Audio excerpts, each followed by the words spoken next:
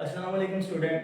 जैसे कि last time हम लोगों ने बात की थी आयन की, ठीक है। हमने आयन को डिस्कस किया था, उसके डिफरेंट टाइप्स को डिस्कस किया था, ठीक है। फिर हमने जो है वो पॉलीएटॉमिक आयंस को डिस्कस किया था, ठीक है। तो आज हम डिस्कस करने जा रहे हैं जी मॉलिक्यूलर आयन को, ठीक है। Now if we talk about the molecular ion, ठीक है, तो यहाँ पर वो हमें क्या कहता है जी कि मॉलिक्यूलर आयन के बारे में वो हमें ये कहता है कि लास्ट टाइम हम लोगों ने बात की थी कि जब एक एटम जो है वो इलेक्ट्रॉन को लूज करता है या फिर इलेक्ट्रॉन को गेन करता है, ठीक है। अब हम एटम की बात नहीं करेंगे, अब हम किसकी बात करेंगे, मॉलिक्यूल की बात करेंगे। आप लोगों को याद होगा कि मैंने आप लोगों को मॉलिक्यूल के बारे में की थी लास्ट लेक्चर में कि मॉलिक्यूल क्या होता है, ठीक है। उसकी हमने डिफरेंट टाइप्स जो है वो भी डिस्कस की थी, ठीक है। तो हम मॉलिक्यूलर आयन की अगर हम बात करें तो when a molecule lose or gain electron, it will carry positive or negative charge। जब इलेक्ट्रॉन को लूज करता है या फिर इलेक्ट्रॉन को गेन करता है तो उसके ऊपर या तो पॉजिटिव चार्ज आ जाएगा या फिर उसके ऊपर जो है वो नेगेटिव चार्ज आ जाएगा, ठीक है। उसको हम नाम देंगे मॉलिक्यूलर आयन, ठीक है, नॉन एज मॉलिक्यूलर आयन, ठीक है। मॉलिक्यूलर आयन की हमारे पास जो है वो डिफरेंट एग्जांपल्स आती हैं। जैसे कि हमारे पास फर्स्ट एग्जांपल इसमें आ सकती है जी CH4, ठीक है। नेक्स्ट हमारे पास आ सकती है जी N2 पॉजिटिव, ठीक है। नेक्स्ट हमारे पास आ सकती है CO पॉजिटिव, ठीक है। तो ये हमारे पास जो है वो मॉलिक्यूलर आयन की जो है वो एग्जांपल्स हैं, ठीक है। अगर हम मॉलिक्यूलर आयन की टाइप्स की बात करें तो there are two most important types of the molecular ion. The first one is the cationic molecular ion,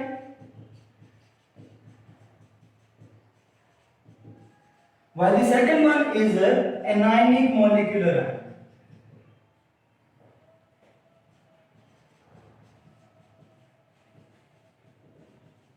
Now first of all, if we talk about the cationic molecular ion, इसको भी आप किस तरह से डिफाइन करेंगे कि when a molecule lose electron, it will carry positive charge known as cationic molecular ion, ठीक है। और anionic molecular ion को आप किस तरह से डिफाइन करेंगे, when a molecule gain electron, it will carry negative charge known as the anionic molecular ion, ठीक है। अब यहाँ पर एमडी कैट में लास्ट टाइम एक जो है वो एमसीक्यूज आया था कि जो कैटायनिक मॉलिक्यूलर आयन है वो ज्यादा होते हैं, ठीक है ना। तो यहाँ पर देखें हमारे पास कोई भी वो जो है वो आयन दे देगा, ठीक है। तो वो डिफरेंट हमारे पास एग्जांपल इस तरह से वो पूछ सकते हैं एमसीक्यूज में। जैसे कि हमारे पास जो है वो मीथेन है, CH4 है, ठीक है। तो CH4 की अगर हम बात करें तो यहाँ पर 1 इलेक्ट्रॉन, यहाँ पर 1 इलेक्ट्रॉन और यहाँ पर, ठीक है। कार्बन के वैलेंस शेल में जो है वो 4 इलेक्ट्रॉन होते हैं और यहाँ पर हमारे पास है जी हाइड्रोजन, यहाँ पर भी हाइड्रोजन, यहाँ पर भी हाइड्रोजन और यहाँ पर भी हाइड्रोजन, ठीक है। यहाँ पर 1 इलेक्ट्रॉन की शेयरिंग हो रही है, यहाँ पर भी 1 इलेक्ट्रॉन की शेयरिंग हो रही है, यहाँ पर भी और यहाँ पर भी, ठीक है। तो अब जरा देखें ये हमारे पास है एक न्यूट्रल मॉलिक्यूल, ठीक है। अब जरा देखें मैंने आप लोगों से अभी ये बात की है कि कैटायनिक मॉलिक्यूलर आयन ज्यादा होते हैं। अब हम ये देखने जा रहे हैं कि कैटायनिक मॉलिक्यूलर आयन जो है वो क्यों ज्यादा होते हैं, ठीक है। तो ये हमारे पास एक मॉलिक्यूल है मीथेन है, ठीक है। इसका दूसरा नेम होता है जी मार्श गैस। CH4 का दूसरा नेम क्या होता है, मार्श गैस होता है, क्योंकि ये मार्शी एरिया से दलदली इलाकों से हमें मिली थी, ठीक है। इसलिए जो है वो इसको जो है वो हम मार्श गैस का नाम भी देते हैं, ठीक है। अब ये हमारे पास एक स्टेबल मॉलिक्यूल है, ठीक है। अब अगर हम जो है वो इसको हीट देते हैं, ठीक है, कोई रेडिएशन इसके ऊपर फॉल करवाते हैं तो हम किसी तरह से जो इलेक्ट्रॉन है उसको जो है वो रिमूव कर सकते हैं। अगर हम इलेक्ट्रॉन को रिमूव कर देंगे, अगर 1 इलेक्ट्रॉन रिमूव होता है तो इसके ऊपर चार्ज कौन से वाला आ जाएगा, CH4 पॉजिटिव, ठीक है ना। तो ये हमारे पास क्या बन जाएगा, एक आयन बन जाएगा। अब जरा देखें क्या मैं इसमें इलेक्ट्रॉन ऐड कर सकता हूं, इसमें इलेक्ट्रॉन ऐड नहीं करवाया जा सकता क्योंकि ये वाला मॉलिक्यूल जो है ये एक स्टेबल मॉलिक्यूल है। इसके पास अगर आप देखें तो कार्बन के पास 8 इलेक्ट्रॉन्स पूरे हैं, ठीक है। और इसका ऑक्टेट रूल जो है वो यहाँ पर सेटिस्फाई हो रहा है और इसका डुप्लेट रूल जो है वो यहाँ पर सेटिस्फाई हो रहा है। तो हम इसमें से इलेक्ट्रॉन रिमूव तो कर सकते हैं लेकिन इसमें इलेक्ट्रॉन जो है वो हम ऐड नहीं कर सकते, ठीक है ना। तो इस तरह से जो कैटायनिक मॉलिक्यूलर आयन है वो हमारे पास क्या होते हैं, ज्यादा होते हैं और एनायनिक मॉलिक्यूलर आयन जो है हमारे पास बहुत कम बनते हैं, ठीक है, तो ये हमारे पास क्या होंगे, कम होंगे, ठीक है। अब इस तरह से पेपर में एमसीक्यूज आ जाता है, बार का आया है, ठीक है, एमडीकैट में भी आया है कि which one is a molecular ion, या फिर इस तरह से आता है कि which one is not a molecular ion. जैसे कि मैं आप लोगों को यहाँ पर ये हमारे पास आयन है, ठीक है, इसके साथ मैं आपको दे देता हूँ जी SO4 2 नेगेटिव। अब जरा देखें, अगर हम बात करते हैं जी SO4 2 नेगेटिव की, मैंने आपको पेपर में एमसीक्यूज दे दिया कि which one is not a molecular ion, तो जरा देखें CH4 की अगर हम बात करते हैं तो CH4 मॉलिक्यूल की फॉर्म में एग्जिस्ट करता है, आप लोगों ने पढ़ा हुआ है, ठीक है। अगर हम N2 की बात करते हैं तो N2 जो है वो भी मॉलिक्यूलर फॉर्म में एग्जिस्ट करता है, आप लोगों ने पढ़ा हुआ है, ठीक है। अगर हम CO की बात करते हैं तो ये भी हमारे पास मॉलिक्यूलर फॉर्म में एग्जिस्ट करता है, आप लोगों ने कार्बन मोनोऑक्साइड के बारे में पढ़ा हुआ है। क्या आप लोगों ने ये पढ़ा कि SO4 मॉलिक्यूलर फॉर्म में एग्जिस्ट करता है? SO4 मॉलिक्यूलर फॉर्म में एग्जिस्ट नहीं करता, ठीक है, तो ये हमारे पास जो है वो मॉलिक्यूलर आयन नहीं होगा, ठीक है। अगर हम देखें तो राइट ऑप्शन फिर कौन से वाला होगा, SO4 2 negative is not a molecular ion. Molecular ion के लिए दो चीजें होनी चाहिए, एक तो मॉलिक्यूल होना चाहिए, एक चार्ज होना चाहिए। अगर हम इसका चार्ज रिमूव करते हैं तो ये मॉलिक्यूलर फॉर्म में एग्जिस्ट नहीं करता, so that's why you can say that SO4 2 negative is not a molecular ion, ठीक है, तो ये हमारे पास यहाँ एक मॉलिक्यूलर आयन नहीं होगा, ठीक है।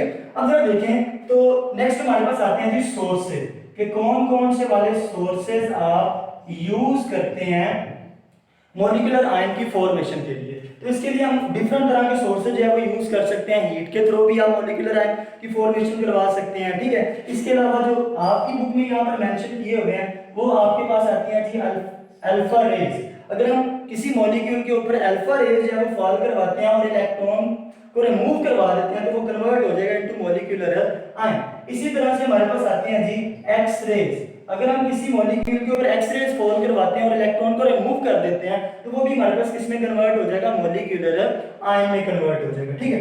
नेक्स्ट हम देखें तो नेक्स्ट हमारे पास आती है जी इंपोर्टेंस, कि इसकी हमारे पास इंपोर्टेंस क्या होती है। अगर हम इंपोर्टेंस की बात करें तो देखें, अगर कोई मॉलिक्यूल जो है वो स्टेबल है, ठीक है, तो उसमें से इलेक्ट्रॉन को रिमूव करवाने के लिए जो एनर्जी है वो ज्यादा देनी पड़ेगी, ठीक है। तो अगर कोई मॉलिक्यूल जो है वो हमारे पास इतना ज्यादा स्टेबल नहीं है, ठीक है, तो उसमें से इलेक्ट्रॉन को रिमूव करवाने के लिए हमें कम एनर्जी देनी पड़ेगी। सो इससे हमें स्टेबिलिटी ऑफ मॉलिक्यूल के बारे में भी इंफॉर्मेशन मिलती है कि क्या मॉलिक्यूल हमारा स्टेबल है या फिर स्टेबल नहीं है, ठीक है। तो नेक्स्ट हम बात करेंगे, इसी लेक्चर में हम डिस्कस करेंगे जी रिलेटिव एटॉमिक मास को। ये आप लोगों ने जरा नोट कर देना है, ठीक है, मैं इसको रेज करने लगा हूं।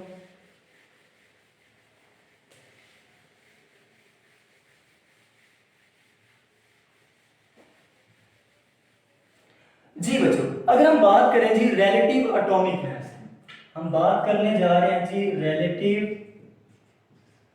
Atomic mass.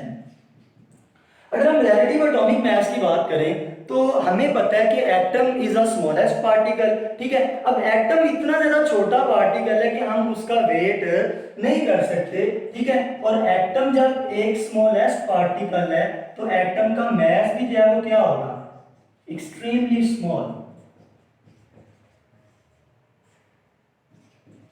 एटम के मैसेज की बात करें तो वो क्या हमारे पास होते हैं जी, एक्सट्रीमली स्मॉल मैसेज होते हैं, ठीक है। तो हम उसका डायरेक्टली जो है वो वेट नहीं कर सकते, तो फिर हम क्या करते हैं जी, रिलेटिव एटॉमिक मास को यूज करते हैं। रिलेटिव एटॉमिक मास क्या हमारे पास होता है जी, it is the mass of an atom of an element as compared to the mass of atom of carbon taken as 12। तो इसके लिए हम क्या करते हैं कि हम कार्बन को यूज करते हैं, ठीक है। और कार्बन का कौन से वाला आइसोटोप हम यूज करते हैं, अब जरा देखें तो कार्बन के 3 आइसोटोप्स होते हैं और हम जो है वो वो वाला यूज करते हैं जिसका एटॉमिक मास कितना होता है, 12 होता है। टू रीजंस हैं इसकी, एक तो ये स्टेबल आइसोटोप होता है, ठीक है, और एक ये अबंडेंट होता है। एक ये स्टेबल होता है और दूसरा ये क्या होता है, अबंडेंट होता है, जिसकी वजह से आप जो है वो इसको यूज करते हैं, ठीक है। अब जरा देखें तो हम इसका जो है वो 1/12 पार्ट जो है वो यूज करते हैं। हमने किसी भी एटम का मास फाइंड आउट करना है तो हम उसको क्या करेंगे, कार्बन के मास के साथ रिलेट करेंगे, और उसके कितने पार्ट के साथ आप उसको रिलेट करोगे, 1/12 पार्ट के साथ आप रिलेट करोगे। ये मैं अभी जो काम करने जा रहा हूं ये हाइपोथेटिकल है, एक्चुअल में ऐसा नहीं होता है, एटम को ब्रेक नहीं किया जा सकता, लेकिन सिर्फ आप लोगों को समझाने की खातिर मैं ये करने लगा हूं।